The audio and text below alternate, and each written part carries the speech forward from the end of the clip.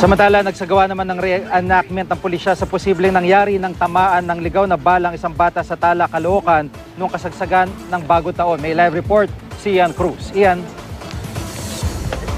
Dalawang pinsan itong si Maybel Juanitas at isa pang babaeng taga rito sa Tala, North Caloocan ay nagkaroon ng reenactment sa posibleng nangyari bago at matapos samaan ng ligaw na bala itong si Juanitas.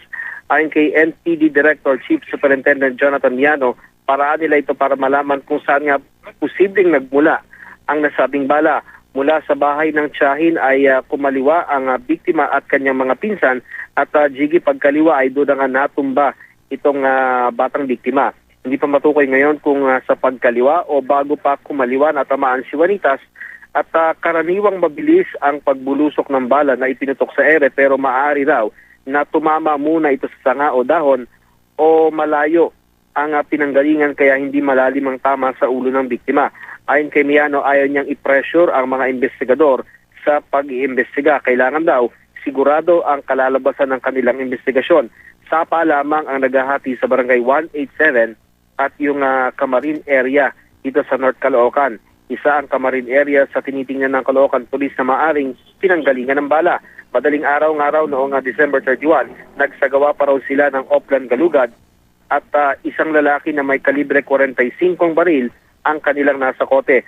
At Jiggy, ayon nga kay Senior Superintendent Bartolome Bustamante, ang hepe ng Caloocan PNP, umaapila sila sa mga tao na magbigay ng impormasyon kaugnay sa mga nagpaputok ng baril bago ang 2015. Jiggy? So iyan talagang ang aasahan din dyan, malaking pag-asa nila ay kung may makakapagturo dun sa mga nagpaputok dahil yun nga yung kaso ni Nicole ay wala pa rin talagang linaw kahit isang taon na nakakalipas.